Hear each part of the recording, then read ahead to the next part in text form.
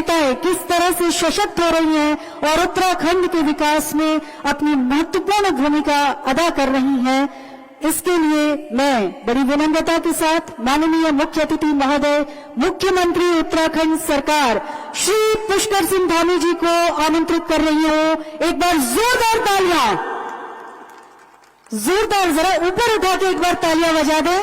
बहुत बहुत धन्यवाद।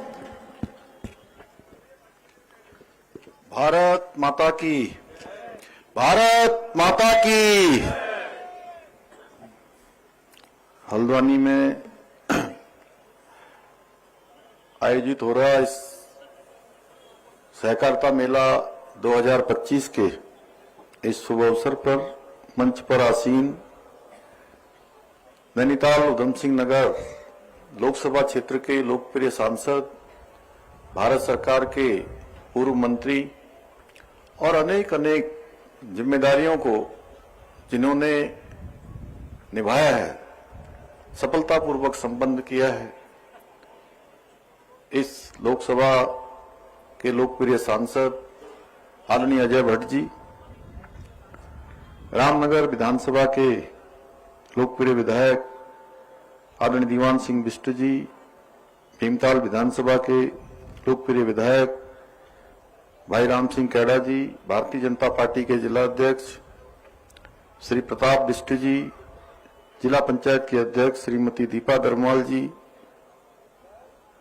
उत्तराखंड सरकार में दर्जा मंत्री आदरणीय सुरेश भट्ट जी, अनिल डब्बू जी, दिनेश आर्या जी, शंकर कोरंगा जी, नवीन बोरा जी, शांति मेहरा जी, भारतीय जनता पार्टी के प्रदेश के उपाध्यक्ष श्री राजेंद्र बिष्ट जी, हमारे पदाधिकारी श्री कौस्तुभानंद जी, जोगेंद्र पाल जी, प्रदेश अध्यक्ष किसान मोर्चा श्री महेंद्र नेगी जी, प्रदेश महामंत्री युवा मोर्चा श्री दीपेंद्र कोश्यारी जी, साकेत अग्रवाल जी, विनीत जी, प्रदीप जनोटी जी, यहाँ के जिलाधिकारी श्री ललित रायल जी, एसएसपी मंजूनाथ जी, रंजन बरगली जी और दूसरे महामंत्री विनीत जी अग्रवाल जी और सभी हमारे मंचासीन सभी हो गए, कोई छूटा तो नहीं,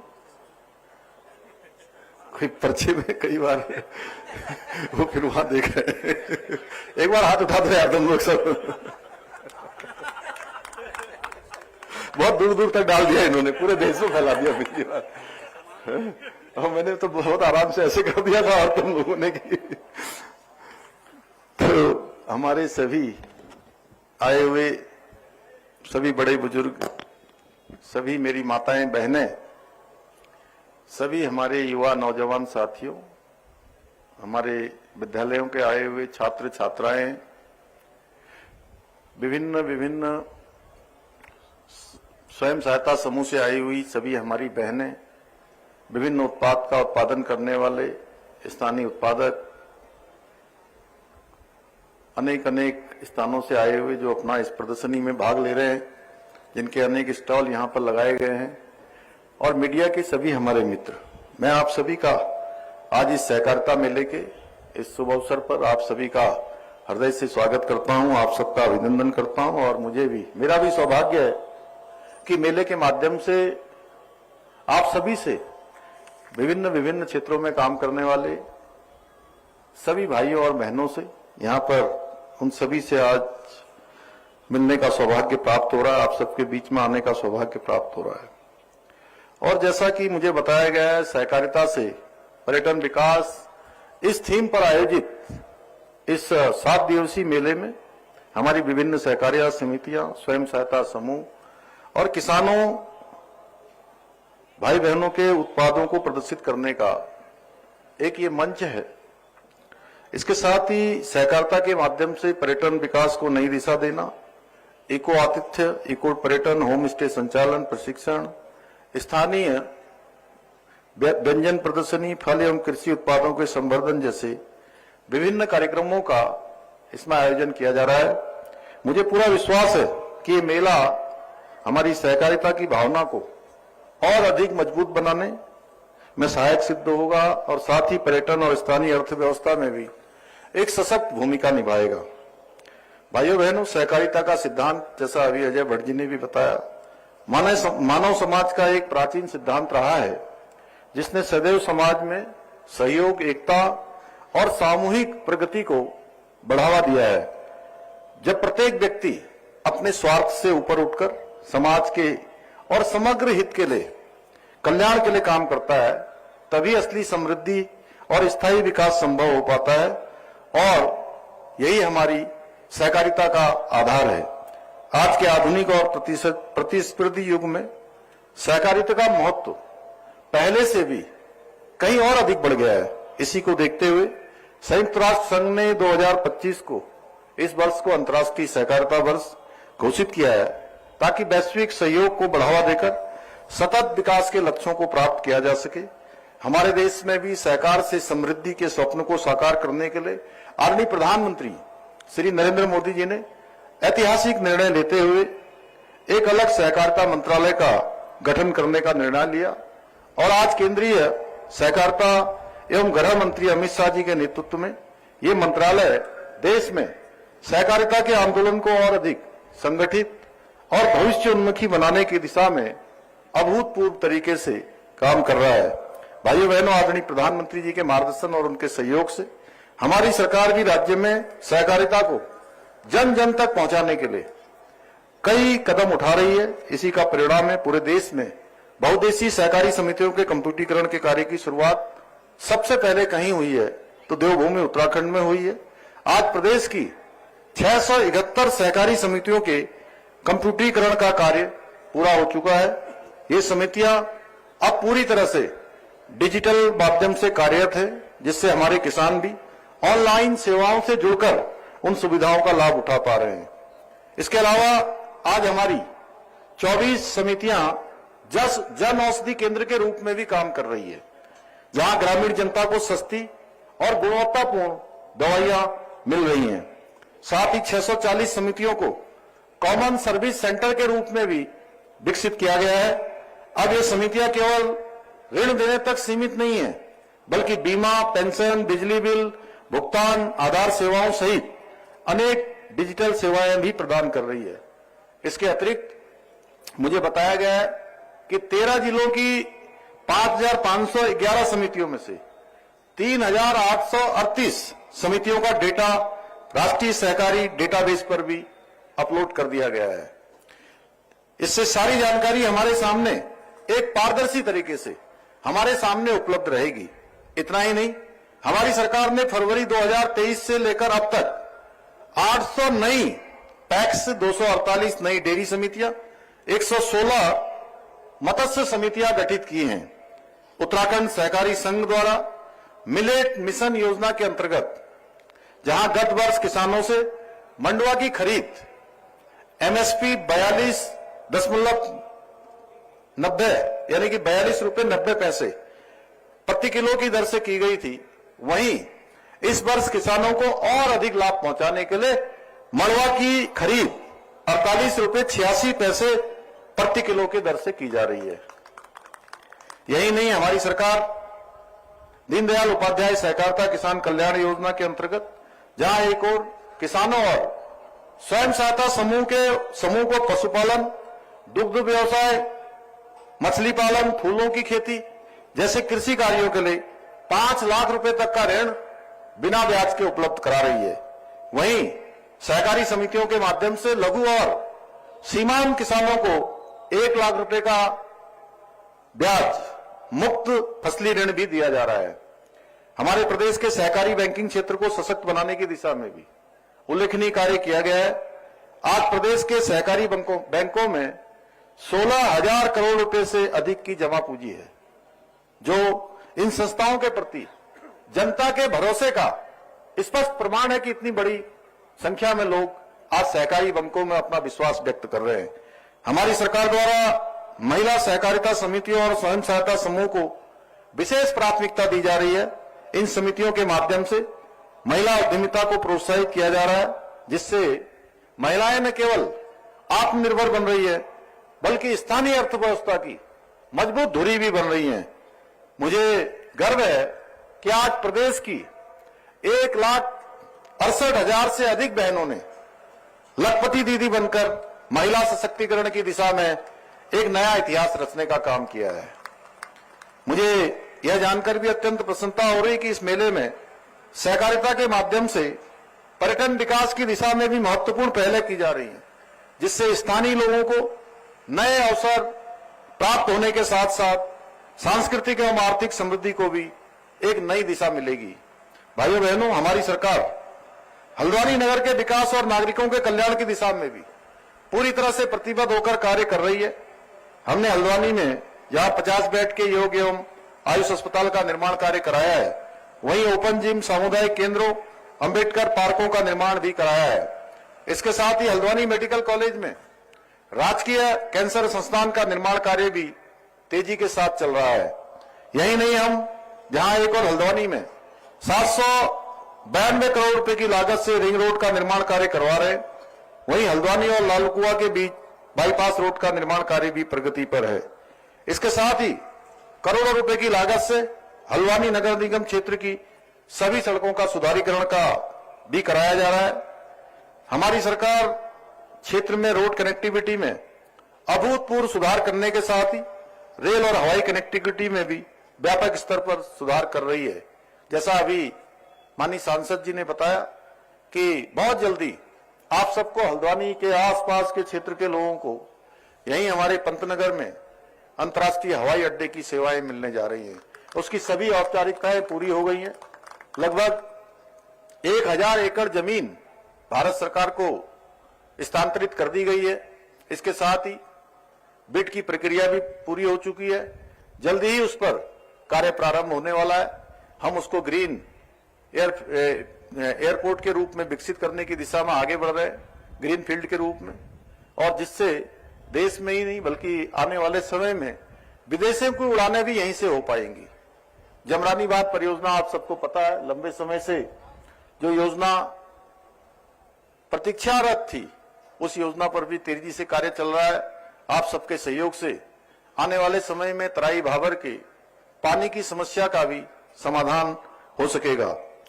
आज इसके साथ ही हल्द्वानी और मुंबई के बीच लालकुआ एक्सप्रेस ट्रेन की भी शुरुआत हो चुकी है। वहीं हल्द्वानी से मुंशियारी, पिथौरागढ़, चंपावत और बागेश्वर के लिए हेलीकॉप्टर सेवाएं भी प्रारंभ हो चुकी है। इतना ही नहीं, हमने पर्यावरण संरक्षण और पर्यटन को बढ़ावा देने हेतु हल्द्वानी में देश के पहले पॉलिनेटर पार्क का निर्माण भी कराया है। वहीं हल्द्वानी को विज्ञान एवं नवाचार का एक प्रमुख केंद्र बनाने हेतु देश के पहले एस्ट्रो पार्क के निर्माण की दिशा में भी बहुत तेजी से कार्य चल रहा है। आने वाले समय में यह भी योजना हमारी धरातल पर उतरेगा।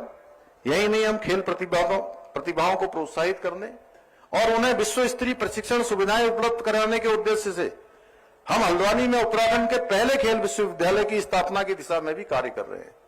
कुछ एक औपचारिकताएं रह गई हैं, जल्दी ही वो पूरी हो जाएंगी तो यहाँ खेल विश्वविद्यालय का निर्माण कार्य भी प्रारंभ हो जाएगा। इसके अतिरिक्त हमने हल्द्वानी को क्लीन एवं ग्रीन सिटी बनाने के उद्देश्य से व्यवस्थित वेस्ट मैनेजमेंट प्रणाली विकसित करने के साथ साथ legacy waste treatment plant, sewerage treatment plant परियोजनाओं की शुरुआत भी की है। इसके साथ ही हल्द्वानी में विभिन्न मोटर मार्गों के निर्माण और सुदृढ़ीकरण के साथ ही जाम की समस्या को हल करने के लिए 450 वाहनों की पार्किंग क्षमता वाले मल्टी स्टोरी बहुउद्देशीय पार्किंग भवन का निर्माण भी कराया जा रहा है। इतना ही नहीं, आपके बगल में ही हम खुरपिया में इंडस्ट्रियल स्मार्ट सिटी की स्थापना के माध्यम से इस पूरे क्षेत्र के विकास को गति देने का प्रयास भी कर रहे हैं। भाइयों बहनों, विकास कार्यों की लिस्ट इतनी लंबी है कि सभी के नाम ले पाना संभव नहीं है, पर ऐसा नहीं है कि विकास कार्य केवल आपके हल्द्वानी और नैनीताल जनपद में ही हुए हैं। आप राज्य के जिस क्षेत्र में भी जाएंगे, सभी जगह इसी प्रकार व्यापक स्तर पर विकास कार्य कराए जा रहे हैं, क्योंकि हमारा लक्ष्य है पूरे उत्तराखंड का समेकित रूप से विकास करना। एक छोर से लेकर दूसरे छोर तक सभी विकास की गति में तेजी से आगे बढ़े, इस लक्ष्य को लेकर हम काम कर रहे हैं। भाइयों बहनों, हमारी सरकार राज्य के समग्र विकास के साथ साथ अपने सांस्कृतिक मूल्यों और डेमोग्राफी को सुरक्षित रखने के लिए भी पूर्ण रूप से संकल्पबद्ध होकर काम कर रही है। हमने जहां प्रदेश में एक सख्त धर्मांतरण रोधी और दंगा रोधी कानूनों को लागू किया है, वहीं लैंड जिहाद, लव जिहाद और थूक जिहाद जैसी घृणित मानसिकताओं के खिलाफ भी कड़ी कार्रवाई भी सुनिश्चित की है। हमने प्रदेश में लैंड जिहाद पर कड़ी कार्रवाई करते हुए अभी तक 10,000 एकड़ से अधिक की सरकारी भूमि को लैंड जिहादियों से मुक्त कराया है। इसके साथ ही हमने करीब 250 से अधिक अवैध मदरसों को सील करने के साथ ही 500 से अधिक अवैध रूप से बनी हुई संरचनाओं को हटाने का काम भी किया है। इतना ही नहीं, हमारी सरकार ने प्रदेश में शिक्षा में सुधार का नया कानून लागू करके मदरसा बोर्ड को समाप्त करने का भी निर्णय लिया है। इसके साथ ही हमारी सरकार राज्य में सनातन संस्कृति को बदनाम करने वाले छद्म वेशधारियों को उनके विरुद्ध ऑपरेशन कालनेमी के माध्यम से हम सख्त कार्रवाई कर रहे हैं। इसके अतिरिक्त हमने जहां देश में सबसे पहले देश की आजादी के बाद देवभूमि उत्तराखंड को ये गौरव प्राप्त हो गया है कि देवभूमि उत्तराखंड देश का एक ऐसा पहला राज्य है देश की आजादी के बाद जहां रहने वाले कोई किसी पंथ का हो, किसी समुदाय का हो, किसी वर्ग का हो, हर एक के लिए एक समान कानून की व्यवस्था यहां हो गई है। समान नागरिक संहिता का कानून लागू हो गया है। यह ऐतिहासिक कार्य देवभूमि उत्तराखंड में संपन्न हुआ। वहीं हमने राज्य में नकल माफियाओं पर अंकुश लगाने के लिए देश का सबसे सख्त नकल विरोधी कानून भी लागू किया है, जिसके परिणाम स्वरूप पिछले 4-4.5 वर्षों में 26,000 से अधिक युवाओं को सरकारी नौकरियां प्राप्त करने में सफलता प्राप्त हुई है। और हमने बीते 4.5 वर्षों में जितनी नौकरियां प्रदान की हैं वो राज्य गठन के पश्चात और पूर्ववर्ती सरकारों के समय से 2 गुना से भी अधिक हैं। इसके साथ ही हमने राज्य में भ्रष्टाचार को समाप्त करने के लिए जीरो टॉलरेंस की नीति के साथ संकल्पित होकर कार्य कर रहे हैं। हमने जहां एक और आईएएस और पीसीएस स्तर आईएफएस अफसरों सहित अन्य अधिकारियों और कर्मचारियों पर कड़ी कार्रवाई की है, वहीं पिछले 4.5 वर्षों में भ्रष्टाचार में लिप्त 200 से भी अधिक लोगों को जेल की सलाखों के पीछे पहुंचाने का काम किया है। भाइयों बहनों, पिछले दिनों आदरणीय प्रधानमंत्री जी ने देशवासियों से आह्वान किया है कि वे स्वदेशी उत्पादों का अधिक से अधिक उपयोग करें, जिससे आत्मनिर्भर भारत की दिशा में हमारा संकल्प और मजबूत हो और सशक्त हो। मुझे पूरा विश्वास है कि आप सभी आदरणीय प्रधानमंत्री जी के इस आह्वान को एक जन आंदोलन का रूप देकर न केवल स्वयं को सशक्त बनाएंगे, बल्कि उत्तराखंड को भी आत्मनिर्भर और देश का अग्रणी राज्य बनाने के हमारे विकल्प रही संकल्प को साकार करने में अपना योगदान सुनिश्चित करेंगे। मैं इस अवसर पर अपनी स्वयं सहायता समूह महिला क्षेत्रों में अनेक प्रकार के अलग अलग उत्पादों को बनाने वाले कुछ मैं देख रहा था यहाँ पर एक बहनों का मुंशियारी वालों का यहाँ पर जो स्टॉल लगा है उसमें जंबू और अनेक प्रकार के ऐसे हमारे परंपरागत रूप से जो खाने के सामान हैं, औषधि के काम आने वाले हैं, दालचीनी जैसा, जीरे का जैसा जैसा जंबू का तड़का लगता है, उस प्रकार के अनेक उत्पादों को यहाँ पर लेकर आए हैं। अनेक प्रकार के जो हमारे बुनाई के हैं, सिलाई के हैं, कुछ खाने के हैं, मिलेट्स के हैं, अलग अलग उत्पाद बनाए हैं। और सच में आज जो हमारी बहनें जो उत्पाद बना रही हैं उसकी आज सर्वत्र चर्चा हो रही है और उनकी मांग आज पूरे देश के अंदर और दुनिया के अंदर बढ़ती जा रही है। हमारे प्रधानमंत्री जी ने जो बार बार एक बात को दोहराया है, आप सबको मैं याद दिलाना चाहता हूं कि प्रधानमंत्री जी 5 नवंबर 2021 को बाबा केदार के धाम से उनके मुंह से ये शिवमयी शब्द निकले थे कि 21वीं सदी का तीसरा दशक उत्तराखंड का दशक होगा।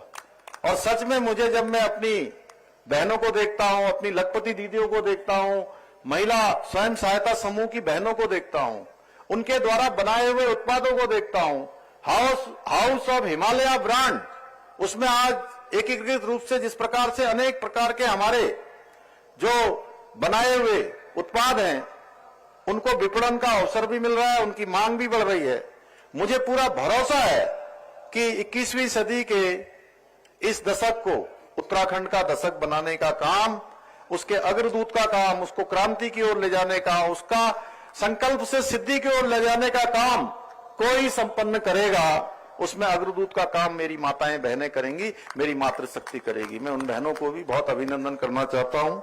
इसी विश्वास के साथ मैं आप सभी के एक बार फिर से उज्जवल भविष्य की कामना करता हूं। सहकारिता मेले के सफलतापूर्वक संपन्न होने की भी कामना करते हुए अपनी बात समाप्त करता हूं। धन्यवाद। बहुत बहुत धन्यवाद माननीय मुख्यमंत्री जी के ओजस्वी उद्बोधन के बाद।